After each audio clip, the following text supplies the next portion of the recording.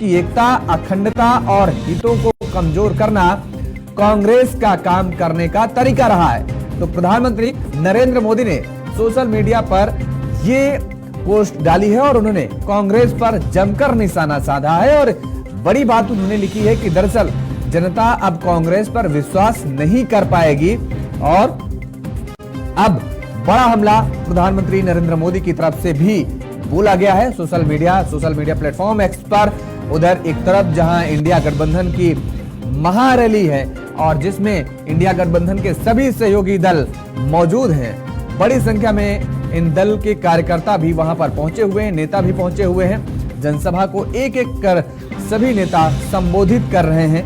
इसके साथ ही अभी हम सुनवा रहे थे आपको कि किस तरीके से मुख्यमंत्री अरविंद केजरीवाल की पत्नी सुनीता केजरीवाल ने मुख्यमंत्री अरविंद केजरीवाल का पत्र पढ़ा, आशीर्वाद मांगा, प्यार मांगा और वहीं दूसरी तरफ अब भारतीय जनता पार्टी के नेता भी लगातार हमलावर नजर आ रहे हैं इस इंडिया गठबंधन पर और लगातार ये आरोप लगाए जा रहे हैं भारतीय जनता पार्टी की तरफ से कि दरअसल अब आज ये जो सभी राजनीतिक दल के नेता एक साथ एक मंच पर आए हैं, ये सभी भ्रष्टाचारी हैं और भ्रष्टाचारी लोग एक मंच पर नजर आ रहे हैं। प्रधानमंत्री नरेंद्र मोदी भी जमकर निशाना साधा कांग्रेस पर हमलावर नजर आए और आपको बता दें कि दरअसल कच्चाथीवू द्वीप को लेकर के पीएम मोदी ने ट्वीट किया और कांग्रेस पर जमकर निशाना साधा।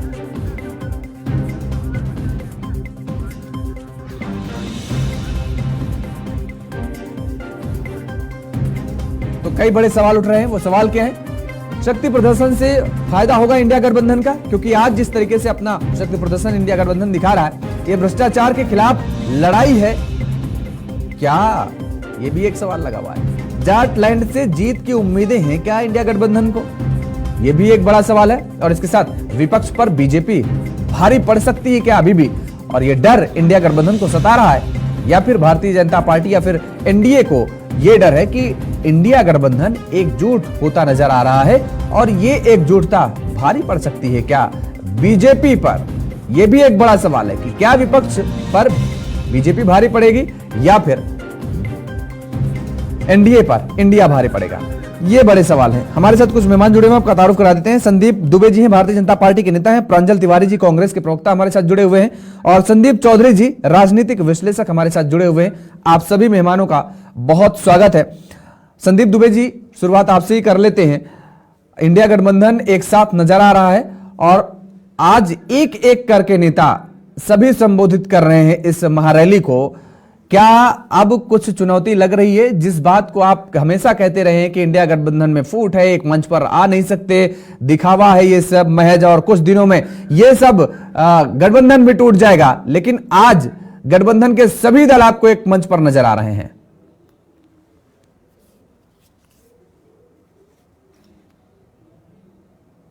इकट्ठा हैं और वो अपने अपने हित को साधने में लगे। अगर पूछना है आप सही मायनों में कि भारत कहाँ बसता है, तो आप अभिनंदन जी की माँ से पूछिए, कश्मीरी हिंदुओं से पूछिए, अयोध्या के संतों से पूछिए, कोठारी बंधुओं की बहनों से पूछिए, यूक्रेन में पढ़ रहे विद्यार्थियों से पूछिए, किसान निधि पा रहे किसानों से पूछिए, इसरो के वैज्ञानिकों से पूछिए, सीमा पर तैनात सैनिकों से पूछिए, काशी विश्वनाथ के भक्तों से पूछिए, 3 तलाक से सुरक्षित मुस्लिम औरतों से जाके पूछिए, बाबा बर्फानी केदारनाथ के भक्तों से पूछिए इस देश की हर जनता से कि उसके दिल में कौन बसता है। उसके दिल में यशस्वी प्रधानमंत्री नरेंद्र मोदी जी की गारंटी बसती है और गारंटी चल रहा है। जो कहा वो किया।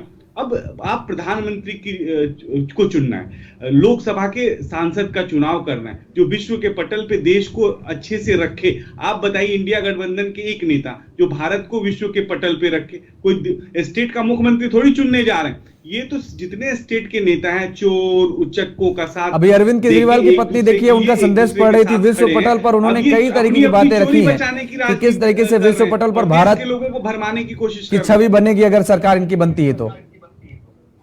देखिए, मैं बिल्कुल 2 बातें स्पष्ट कहना चाहता हूं। विपक्ष का काम है आलोचना करना। विपक्ष भी अच्छी नीति, अच्छी सोच लेके आए। देश के बारे में बातें करे, देश को कैसे लेके आगे बढ़ना है विश्व के पटल पे। क्या वो तीसरी अर्थव्यवस्था बना पाएंगे? क्या विश्व के पटल पे भारत जो विश्व गुरु का सपना हर भारतीय देख रहा है, क्या उनके पास कोई ऐसी नीति है, कोई योजना है? उस योजना को देश के सामने रखें और सबको रखना चाहिए।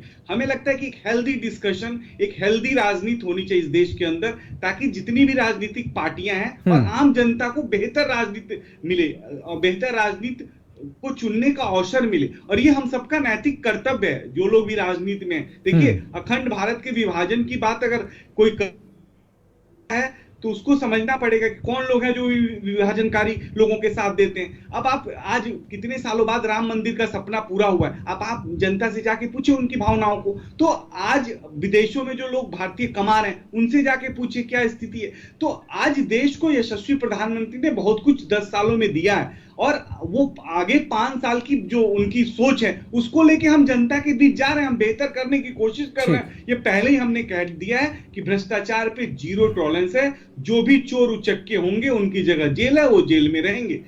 प्रांजल तिवारी जी, ये बड़े आरोप लगाए जा रहे हैं भारतीय जनता पार्टी के नेताओं की तरफ से। सुबह से ही प्रेस कॉन्फ्रेंस कर ये बात कही जा रही है कि दरअसल जितने भ्रष्टाचारी थे वो सारे आज सारे के सारे एक मंच पर नजर आ रहे हैं। तो बात करने में माहिर है, इनके नेता माहिर हैं, तो वही काम हमारे दुबे जी कर रहे हैं। उन्होंने नई नई अपनी कहानी 1 दर्जन गिना दी। बुलेट ट्रेन इनकी कहां पहुंच गई ये भी बता दें, बेरोजगारी दर कहां पहुंच गई ये भी बता दें, किसानों के ऊपर और कितनी अभी ज्यादती होगी ये भी बता दें। तो भारतीय जनता पार्टी तो पैकेजिंग करने में माहिर है, और उसी में दुबे जी भी उसको अपना काम पूरा कर रहे हैं। अगर इनको बात करनी है तो वास्तविक मुद्दे पर बात करें ना। राम मंदिर या और कहीं विषयों पे बात करने का क्या मतलब है? इन्होंने बेरोजगारी के लिए क्या किया है, किसानों के लिए क्या किया है, नौजवानों के लिए क्या किया है, आम आवाम के लिए क्या किया है, और जो इन्होंने 10 साल में कहा है उसको कितना किया है, ये बताने की इनको जरूरत है। और ये अभी कह रहे थे कि भारतीय जनता पार्टी ये करने की सोच रही है, तो मैं इनसे पूछता हूं, अगर ये कुछ करने की सोच रही है तो कांग्रेस ने अगर उनको बेस नहीं दिया होता तो ये करते कैसे? तो अभी ये हेल्थी डिस्कशन की बात कर रहे थे, तो साथ साथ ये भी तो कहें कि हाँ, कांग्रेस का जब तक शासन था उसने इस देश को बचाया और सुचारू रूप से चलाया, तभी तो आप निष्पक्ष बात करेंगे। आप एक तरफ कांग्रेस को ये बताते हुए बोल रहे हैं, आप एक इतनी बड़ी लोकतांत्रिक पार्टी में होकर एक मजबूत विपक्ष को चोर उचक्का तमाम जैसी ऐसी बातें कर रहे हैं। अगर मैं ये बात बोल दूं अभी की चौकीदार चोर है तो फिर आपको बड़ी तकलीफ हो जाएगी। तो आपको बता दूं योगेश जी, इनकी हड़बड़ाहट, इनकी घबराहट, ये इनके साथ साथ इनके नेता, इनके कार्यकर्ता और प्रधानमंत्री जी खुद में दिख रही है। जिस तरीके से आज जन सैलाब दिल्ली की सड़कों पे उतरा है, ये हेमंत सोरेन जी, अरविंद केजरीवाल जी के लिए नहीं है, ये लोकतंत्र बचाने के लिए उतरा है। और इनकी पार्टी जांच एजेंसियां, ये नेता कार्यकर्ताओं को ये कुछ डैमेज कर सकते हैं, उनको तोड़ सकते हैं, उनको दबा सकते हैं, उनकी आवाज को कुचल सकते हैं, लेकिन आम आवाम की आवाज ये तैयार खड़ी है इनको बुरी तरीके से 2024 में हराकर इनको वही बनाने के लिए जो कुछ दिन पूर्व हुआ करते थे। ठीक है, संदीप चौधरी जी, भारतीय जनता पार्टी के नेता संदीप दुबे जी हमारे साथ जुड़े हुए हैं। उन्होंने कहा कि आप अपना खाका तैयार कीजिए, रोड मैप बताइए कि आप विश्व पटल पर कैसे, विपक्ष के लिए उन्होंने कहा कि विश्व पटल पर कैसे भारत का नाम रखेगा। सुनीता केजरीवाल को अभी हम सुन रहे थे, वो साफ तौर पर कह रही हैं कि देश के कोने कोने में स्वास्थ्य व्यवस्था बेहतर होगी, मोहल्ला क्लिनिक खोल दिए जाएंगे, 24 घंटे देश के कोने कोने में बिजली मिलेगी, शिक्षा व्यवस्था का उन्होंने जिक्र किया कि अच्छे विद्यालय होंगे, इसके साथ ही टेक्नोलॉजी का भी उन्होंने जिक्र किया कि भारत हब बनेगा। और इसके साथ ही यहीं पर उन्होंने रुकी हैं, उन्होंने कहा कि भारत की जो अगर विरासत है उसको भी हम दुनिया के कोने कोने पहुंचाएंगे। मतलब सारी चीजें तो 6 गारंटियां उन्होंने दे दी हैं। इन 6 गारंटियों में फिलहाल अभी ये आम आदमी पार्टी की तरफ से केवल रखी गई है, इंडिया गठबंधन का पूरा प्रोफार्मा तो अभी सामने आया ही नहीं। देखिए योगेश जी, राजनीति में मैसेज मैटर करता है कि आपका मैसेज कहां तक जा रहा है, आपकी प्रेजेंटेशन कैसी है, आपका कॉन्फिडेंस कैसा है।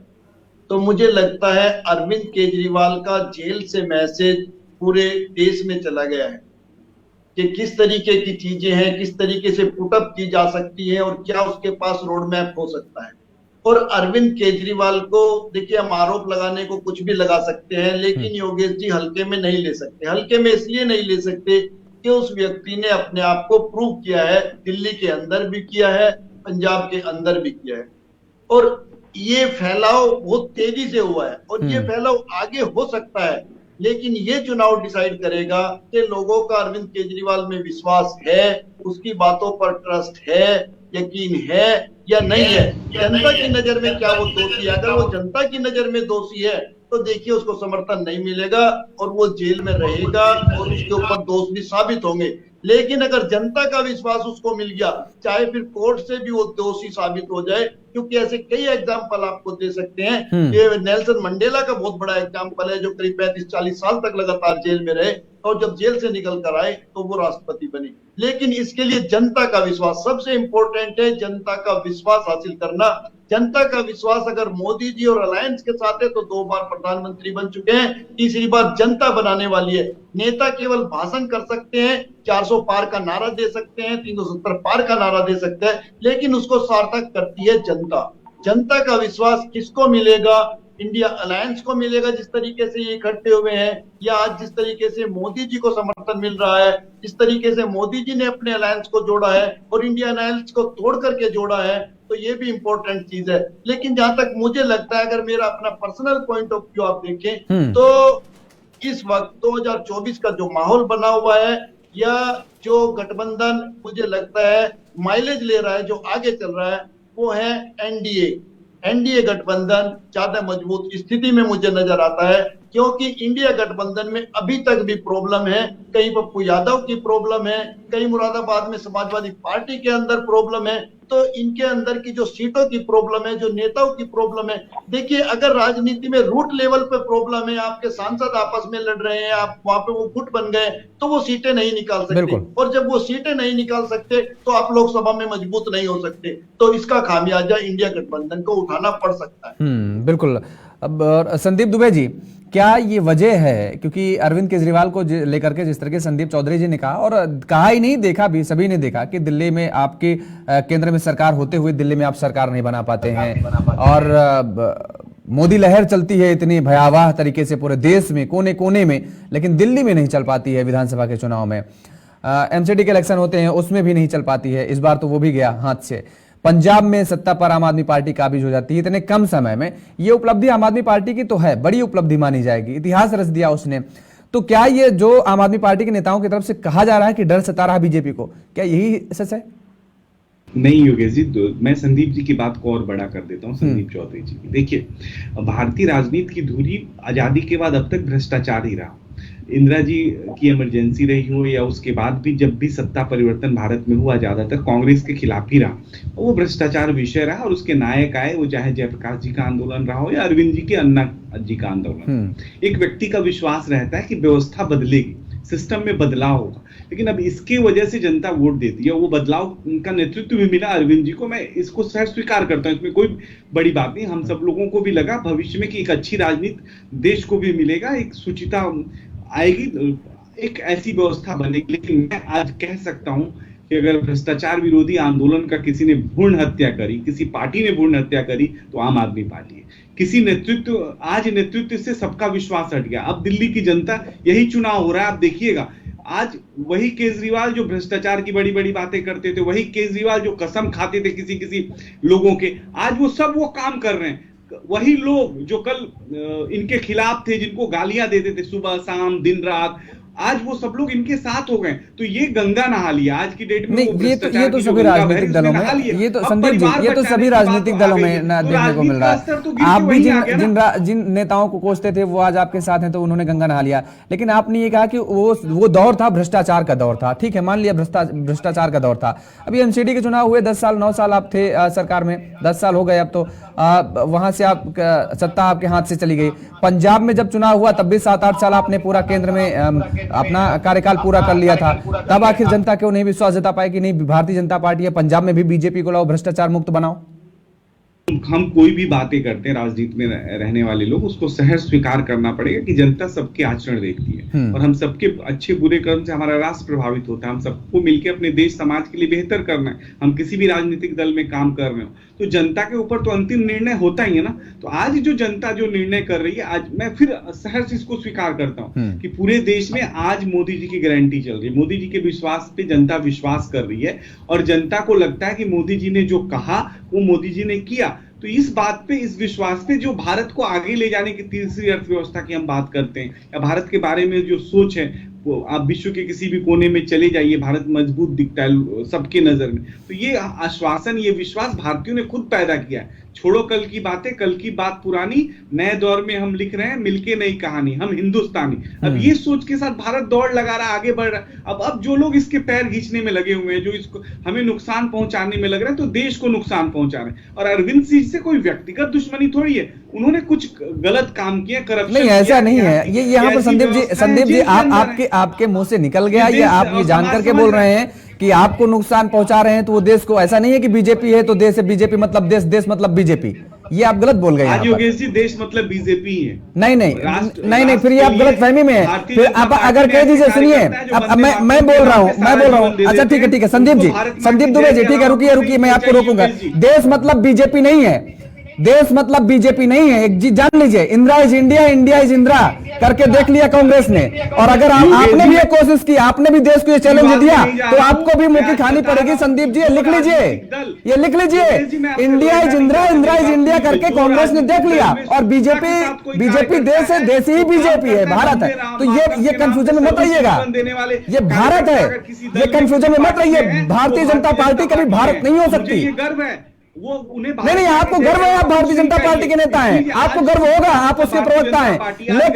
लेकिन ये मत कहिए कि भारतीय जनता पार्टी ही देश है और देश ही भारतीय जनता पार्टी है। ये आप गलतफहमी में है, पैदा हुआ वो भारतीय जनता पार्टी, ये आप गलतफहमी में है। चलिए ठीक है, छोटा सा कमेंट ले लेते। संदीप चौधरी जी, क्या इतना गुमान आ गया? वही Indira is India, India is Indira वाला कहानी अब भारतीय जनता पार्टी में भी मतलब शुरू हो गई है क्या? देखिए योगेश जी, ये बहुत बड़ी बात कह दी है संदीप दुबे जी ने। इतना बड़ा बोलना अच्छा नहीं है, खास करके राजनीति में। यहाँ पर आप तीन बैठे हैं, तिवारी जी, दुबे जी और पांडे जी। आप तीनों की भी राय एक नहीं हो सकती इस विषय पे। आप केवल ब्राह्मण समाज से आते हैं और हमारे देश के अंदर कितने समाज है, कितने धर्म है, कितनी जातियां हैं। और आप मुझे बताइए योगेश जी, केरला में क्या आपकी सरकार है तो क्या आप उसको भारत नहीं मानते? तमिलनाडु में क्या बीजेपी की सरकार है, क्या आप उसको भारत नहीं मानते? कि बंगाल में बीजेपी की सरकार नहीं है, क्या आप उसको भारत नहीं मानते? तेलंगाना में बीजेपी की सरकार नहीं है, क्या आप उसको? अरे आप कहां इतना गिना रहे हैं? दिल्ली जोड़ लीजिए, जहां पर प्रधानमंत्री देश का मुखिया बैठा हुआ है, उसको भारत मानते हैं कि भारत में बैठे हैं कि नहीं बैठे हैं? आप सीधा से सवाल यही पूछ लीजिए, आप तो बहुत दूर चले गए। इस तरीके की बचकानी बातें मैं इनसे इत्तेफाक नहीं रखता। हो सकता है बीजेपी के नेता खुश होकर के या कुछ करके बोल सकते हैं, उनको अच्छा लग सकता है, मैं उनको भी डिमोटिवेट नहीं करूंगा। उत्साह होना चाहिए, लेकिन इसको मैं अति उत्साह कह सकता हूँ। संदीप दुबे जी, संदीप चौधरी जी और योगेश जी, आपने भी मेरी बातों को गलत ले गए। मैं ये कहा कि भारतीय जनता पार्टी में ऐसे कार्यकर्ता हैं। और देखिए, कोई भी राजनीतिक दल की सूचिता उसके कार्यकर्ताओं से है, जो वंदे मातरम के नाम पे अपना सर्वोच्च जीवन दे देते हैं। उन्हें भारत माता के जय के अलावा कुछ नहीं चाहिए।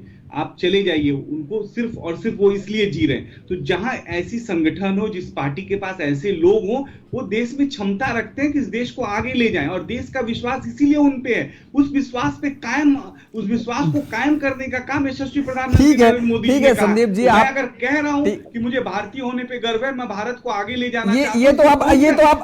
ये शब्दों का चयन बदल दिए। खैर, आएंगे आपके पास। इंडिया गठबंधन की रैली में कल्पना सोरेन ने क्या कुछ कहा, बता दें कि तानाशाह ताकत को उखाड़ना है। कल्पना सोरेन ने यह बड़ी बात कही है। कोई भी पार्टी जनता से बड़ी नहीं है, ये बड़ी बात कल्पना सोरेन ने कही। लोकतंत्र खत्म करने की कोशिश की जा रही है। हेमंत सोरेन की पत्नी है कल्पना सोरेन, और इंडिया गठबंधन की रैली में उन्होंने भी अपना संबोधन किया। और ये बड़ी बात उन्होंने कही कि दरअसल झारखंड झुकेगा नहीं, इंडिया रुकेगा नहीं। कल्पना सोरेन ने ये बड़ी बातें कही है। देश में नफरत की आग फैलाई जा रही है, ये भी एक बड़ा आरोप लगाया गया है भारतीय जनता पार्टी पर। क्या कुछ कहा, सुनिए। लोकतंत्र को खत्म करने के लिए जिस तरीके से तानाशाह ताकतों ने अपना कदम बढ़ाया है, उसको अंत करने के लिए ये संकल्प सभा यहाँ पे आमंत्रित हुई है, जिसमें आप सभी जन भारत के हर एक देश, हर एक प्रांत से आए हुए हैं। आप सभी को बहुत बहुत शुक्रिया, बहुत बहुत बधाई कि आपने हमारी ताकत को, इंडिया गठबंधन की ताकत को बढ़ाया है। आपके यहाँ उपस्थित होने से हम सब मंचासीन जितने पार्टी के कार्यकर्ता हैं, पार्टी के माननीय गण हैं, सभी को ताकत मिलती है, क्योंकि हमारी ताकत आप सब यहाँ भारत की 140 करोड़ की जनता है, जिनका बहुमत, जिनका हिम्मत, जिनका ताकत हम सभी को मिला है। आज भारत में बाबा साहेब जी के संविधान के प्राप्त जितनी भी गारंटियां हैं, उन सभी को एनडीए सरकार के द्वारा उसे नष्ट किया जा रहा है। इनकी गारंटियों की गारंटी कौन लेगा? जिन्होंने एक एक करके हमारे संवैधानिक संस्थाओं के संवैधानिक मूल्यों को तहस नहस किया है, जिस ढंग से आज बेरोजगारी चरम सीमा पर है, जिस ढंग से आज महंगाई 7वें आसमान पर है, जिस ढंग से पूरे देश में नफरत की आग फैलाई जा रही है, जिस ढंग से हर एक जाति, हर एक वर्ग के अधिकारों की रक्षा के लिए भी यहाँ कोई नहीं खड़ा हुआ है। क्या कोई भी इस देश में बड़ा नेता हो जाए, वो सबसे बड़ा नहीं होता है। आज भारत की जनता सबसे बड़ी है। अगर कोई दल बहुत अपने आप को शक्तिशाली समझता है, लेकिन भारत की 140 करोड़ की जनता से ज्यादा शक्तिशाली और ताकतवर नहीं हो सकती है। आपकी एक उंगली, इस उंगली का इस्तेमाल करिएगा। आने वाले आगामी चुनावों में इस उंगली से हमें, हमारे गठबंधन, इंडिया गठबंधन के लोगों को मजबूती दीजिएगा, क्योंकि अगर आपको अपना देश बचाना है, आपको अपना लोकतंत्र बचाना है, आपको अपने अधिकार, हक के लिए लड़ना है, तो आप लोगों को खास करके अपने इस वोट का चुनाव सही ढंग से करना होगा। आज 31 मार्च है, 2 महीने पहले इसी दिन 31 जनवरी को, और एक और बड़ी खबर, तेजस्वी यादव ने भी संबोधन किया। तेजस्वी यादव ने भी बीजेपी को जमकर घेरा है। देश के लोकतंत्र को बचाना है। तेजस्वी यादव ने देश के लोकतंत्र को बचाने की बात कही है। मोदी जी आंधी की तरह आए हैं, तूफान की तरह जाएंगे, ये एक बड़ा बयान दिया है तेजस्वी यादव ने। देश में नफरत की राजनीति हो रही है, बड़ा आरोप लगाया गया। और तेजस्वी यादव ने भी भारतीय जनता पार्टी को जमकर घेरा। क्या कुछ कहा, जरा सुनिए आप। 17 महीने में 5 लाख नौकरी हम लोगों ने देने का काम किया। आज किसान तबाह है, युवा परेशान है, लेकिन किसानों से मोदी जी को मिलने का समय नहीं है। मोदी जी मिलते तो प्रियंका चोपड़ा से मिलेंगे, किसानों से नहीं मिलेंगे। अक्षय कुमार को इंटरव्यू देते थे पिछले चुनाव में, इस बार बिल गेट्स को बुला करके इंटरव्यू देने का काम कर रहे हैं। लेकिन किसानों की समस्या कैसे हल होगी ये नहीं बता रहे। किसानों से उन्होंने पिछले चुनाव में वादा किया था कि उनका आय दुगुना करेंगे। आज किसानों पर मोदी जी ने तलवार चलाने का काम किया है, जो हमारे अन्नदाता हैं। इसलिए आप सब लोग, हम लोग जब आवाज उठाते हैं, तब मोदी जी और उनकी जो सेल है पार्टी की, उस पार्टी का सेल में कौन है? ईडी है, सीबीआई है, इनकम टैक्स है। लालू जी को तो कई बार सताया गया, मेरे ऊपर मुकदमा किया गया, मेरी मां पर, मेरी बहनों पर, मेरे जीजाओं पर, मेरे पिता के जितने संबंधी थे सब पर केस मुकदमा किया। अभी बिहार चले जाइए, कई हमारे नेताओं पे छापेमारी चल रही है, कई जगह ईटी का रेड चल रहा है, आईटी का रेड चल रहा है। लेकिन हम लोग घबराने वाले लोग नहीं। आज देश में जिस हिसाब से हेमंत सोरेन जी को और अरविंद केजरीवाल को गिरफ्तार करने का काम इन बीजेपी के लोगों ने किया है, तो उनको हम बता दें कि इनके गिदड़ भपकी से हम लोग डरने वाले नहीं हैं। हम लोग संघर्ष करने वाले लोग हैं। और पिंजरे में तो शेर ही को कैद किया जाता है, सब लोग शेर हैं, आप लोगों ने ताकत दिया है, आपकी लड़ाई हम लोग लड़ रहे हैं। कंस राज आप लोगों ने देखा होगा, जब जब कंस को किसी से तकलीफ होती थी, डर लगता था, तब तब जेल में लोगों को बंद कर दिया जाता था। लेकिन जेल जाने से यहां कोई डरने वाला नहीं है। कितने लोगों को जेल भेजोगे? लेकिन जब जनता जब जवाब देगी, जब वोट का चोट दीजिएगा, तो मोदी जी हाथ मलने का काम करेंगे, सत्ता से बेदखल हो जाएंगे। इसलिए ये अपनी ताकत को पहचानिएगा। सब लोग चुनाव के समय आप सब लोग पोल कीजिएगा, वोट दीजिएगा, लोगों को भी वोट दिलाने का काम कीजिएगा। बीजेपी के लोग झूठ बोलने वाले लोग हैं। ये लोग यूरिया को भी चीनी बना देते हैं, ये लोग गोबर को भी हलवा दे करके परोस देते हैं, ये लोग आंख फोड़ करके चश्मा दे देंगे और फिर बोलेंगे देखो हमने चश्मा दिया। ये झूठी पार्टी है, इसलिए इन पे विश्वास मत कीजिएगा। मोदी जी कहते हैं कि उनका गारंटी मजबूत गारंटी है, गारंटी की बात करते हैं। हम बोलते हैं मोदी जी की गारंटी वैसी ही गारंटी है जैसे चाइनीज माल होता है, 2-4 बार इस्तेमाल करोगे और वो गारंटी जो है खत्म हो जाता है, टूट जाता है, खराब हो जाता है। तो जब तक चुनाव है तब तक ही मोदी जी की गारंटी है, बाकी कुछ नहीं। 2 करोड़ रोजगार का क्या हुआ, 15-15 लाख रुपए का क्या हुआ, ये जवाब नहीं देने वाले, लेकिन हमेशा जो है प्रोपेगेंडा चलाने का काम करते हैं और लोगों को भटकाने का काम करते हैं। इसलिए आप सब लोगों को सावधान रहना पड़ेगा। इनके झूठ पे आप लोग विश्वास मत कीजिएगा। और हम सब लोगों ने आज तस्वीर देखा, आज तस्वीर क्या देखा कि आज महामहिम राष्ट्रपति जी आडवाणी जी को भारत रत्न देकर के सम्मानित कर रही थी। मोदी जी आडवाणी जी के बगल में बैठे हुए हैं, राष्ट्रपति खड़ा होकर के सम्मानित कर रहे हैं, लेकिन मोदी जी खड़ा भी नहीं हुए राष्ट्रपति के सम्मान में, खड़ा भी नहीं हुए। इससे पहले भी हम लोगों ने तस्वीर देखी कि राष्ट्रपति पीछे पीछे चल रही है, मोदी जी आगे आगे चल रहे हैं।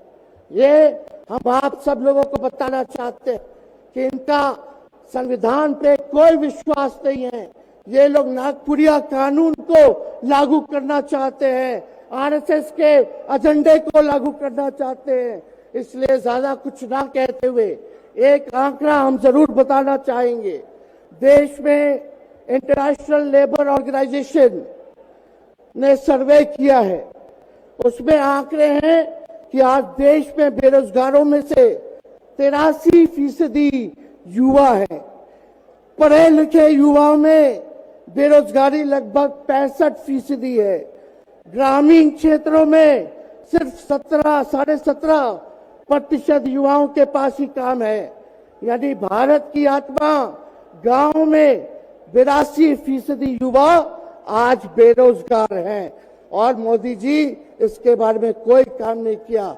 आप एक बार विश्वास कीजिएगा, अगर इंडिया सरकार की अलायंस की सरकार बनती है तो नौजवानों को हम लोग नौकरी देने का काम करेंगे, बेरोजगारी को दूर करेंगे। और जाते जाते बहुत सारे नेताओं को बोलना है, लेकिन एक अंत हम करेंगे एक गाने के साथ। और आप लोगों ने गोविंदा का फिल्म का एक गाना सुना होगा कि तुम तो धोखेबाज हो, वादा करके भूल जाते हो। रोज रोज मोदी जी तुम ऐसा करोगे, रोज रोज मोदी जी तुम ऐसा करोगे, जनता जो रूठ गई तो हाथ मलोगे। अरे तुम तो धोखेबाज हो, वादा करके भाग जाते हो। तो आप सब लोगों को बहुत बहुत धन्यवाद। आप सब लोगों का आशीर्वाद मिले और हम सभी लोगों जो है आज मिसेस केजरीवाल और हमारी बहन कल्पना जी के साथ हम लोग जो है मजबूती के साथ खड़े हैं और इस लड़ाई को लड़ेंगे और जीतेंगे। बहुत बहुत धन्यवाद। जय हिंद, बहुत बहुत धन्यवाद। मैं एक सूचना, हमारे पुलिस के जो साथी हैं यहाँ पे और जो पुलिस के सीनियर ऑफिसर्स हैं, मैं उनको ये निवेदन करना चाहता हूं। देखिए, ये पूरी शांति से ये रैली चल रही है। बहुत सारे लोग अभी रैली में ग्राउंड के बाहर हैं। आप लोगों ने एंट्री बंद कर दी है, ये बात ठीक नहीं है। लोग बाहर खड़े हैं, आप उसकी एंट्री खुलवाइए और लोगों को अंदर आने दीजिए। ये जितने भी, तो ये आप सुन रहे थे तेजस्वी यादव को, जो कि भारतीय जनता पार्टी पर और प्रधानमंत्री नरेंद्र मोदी पर हमलावर नजर आए। ये लोग घमंडी हो गए हैं, ये बात उन्होंने कही है। और इसके साथ ही उन्होंने कई तंज कसे हैं। देश में अघोषित इमरजेंसी का भी जिक्र तेजस्वी यादव ने किया है। मोदी जी आंधी की तरह आए हैं, तूफान की तरह जाएंगे, तेजस्वी यादव ने बड़ा बयान दिया है। वो लोगों को भटकाते हैं, तेजस्वी यादव ने कहा। और मेरे साथ फिलहाल इतना ही। खबरों के लिए आप देखते रहिए JK24/7 न्यूज। नमस्कार।